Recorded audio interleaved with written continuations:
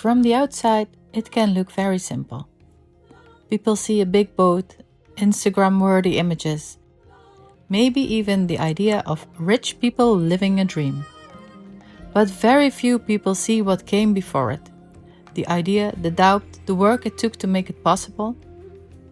And today we're not just showing where we are, but also where we came from and how this dream was built.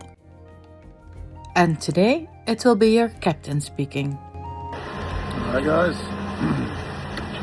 I thought I'd just share a little bit of background information with you about my motivations to do this trip. So as many of you might know, I dreamed of this trip for a long time, to sail around the world. It started, I think, roughly 15-20 years ago when I was visiting Cinque Terre. There was a little town called Porto Venere. I was visiting that together with the family. And there was this catamaran in the marina. It's a very small marina. I think there barely fit 10, 15 boats. And there was a Dutch couple on this catamaran sailing around the world. And I think this is where the spark went on and the seed was planted to do this. At the time I was building my company and didn't have any time for these kind of ideas, but somehow it got stuck in my mind, and it was a burning feeling inside to one day sail around the world. And I set myself the goal, once I sell my company one day maybe, then I will sail around the world.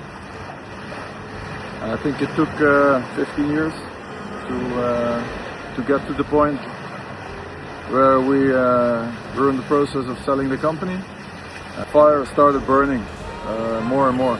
At the time I met Daniela, and I told her about my plans, and she should know that she was going to be with me, that this would be my dream, and she should be aware of that. And she accepted it, and we got into a relationship. But only a year later, she got pregnant with Louis, and this started to change things. It made Daniela doubt about the plans, which is understandable with a little baby. So we were already in the process of investigating boats, almost buying a boat, and then we decided we're going to postpone the plans. And this is when I started building the house and focused on that.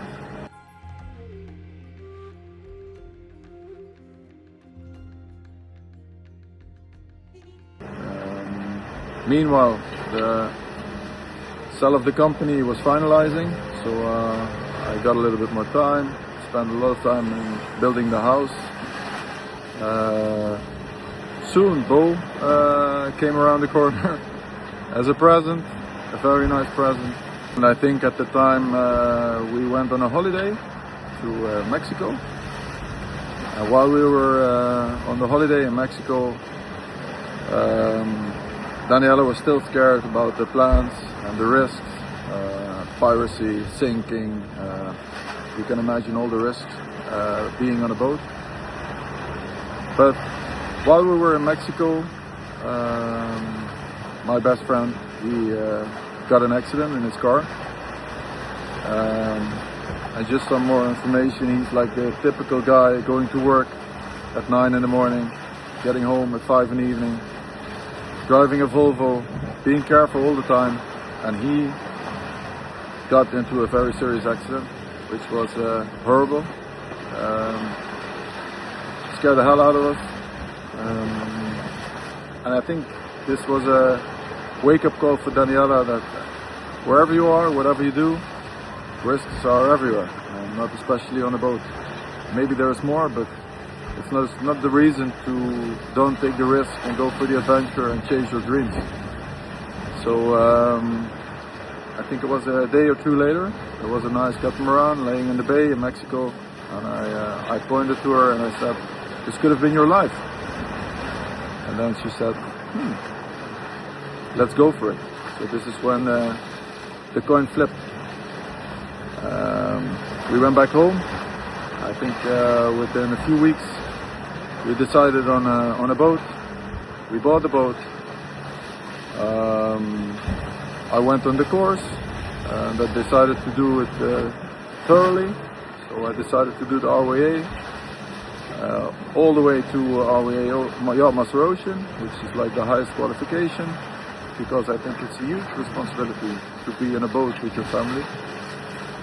And I take that very seriously.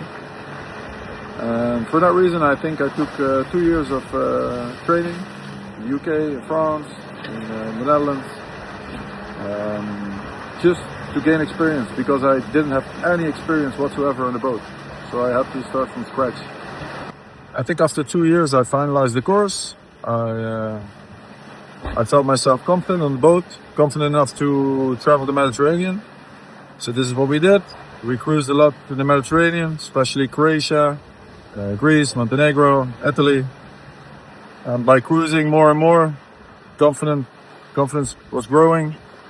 And soon I felt confident enough to cross the ocean. And this is where we planned to set off in Croatia after preparing the boat for years. And we sailed all the way to Spain, to Barcelona to be exactly. And this is where we found out Daniela had to go for a surgery due to medical reasons she faced. We had to go back to the Netherlands for half a year. And so we did. And after that, we looked at each other in the eyes and decided to proceed this journey. The only thing is, the boat was laying for half a year in Spain. Everything was a little bit degraded, so we decided to head back to Croatia, where we know the people, the area. So we went back all the way from Spain to Croatia again, do the maintenance on the boat, prepare everything again, and did it very, very thoroughly. And after that, we set sail again. We set sail to Italy, to Sardinia, to Corsica, France, Balearics, south of Spain, finally Canaries, which was quite of an adventure for Daniela because of orca risks involved in Gibraltar. And I'm very proud of her to join that trip for 6 days on an open ocean, the Atlantic, from south of Spain to Canaries, but she did it. It was a wonderful trip. No complications whatsoever, no orcas. I think it was very good for her confidence. Wel trots op Daan. Je heeft vaak over van de oceaan omgestoken. Dat is wel knap. Hè?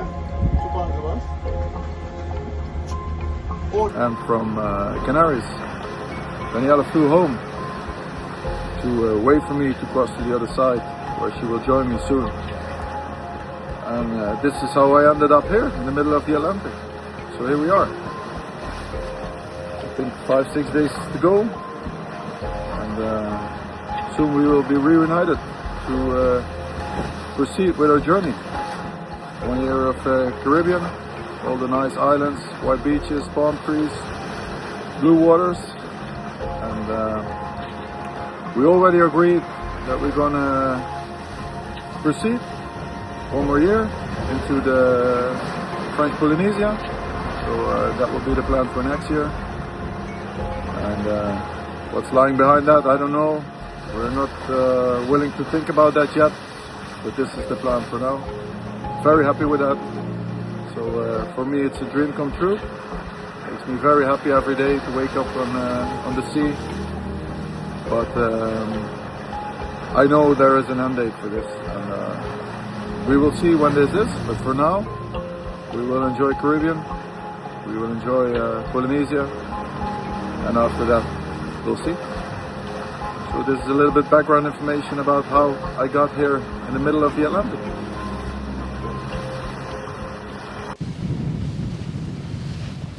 Everything begins with belief. Not the blind kind that assumes everything will magically work out, but the quiet, steady knowing that what you truly want is possible once you decide to take it seriously. Every dream that keeps returning, every idea that refuses to leave you alone is not random. It's an invitation. You weren't made just to get by, to tick off days and watch weeks blur into years. You're here to create, to grow, and to live a life that feels true. Life is simply too beautiful to stay trapped in the rat race, too precious to trade your time, energy, and talent for a version of security that slowly drains you. Comfort is tempting, and fear will always whisper that staying put is safer. But safety without fulfillment isn't real safety. It's a kind of stagnation, while something inside you is longing to move forward. Dreaming is powerful, but acting is where everything changes. When you choose to take your dreams seriously, you're not turning your back on the world, you're choosing yourself. And in that choice, possibilities begin to open. Paths become clearer and life regains its color. Believe in what you can become and honor the fact that you are here only once, not to stay stuck, but to truly live.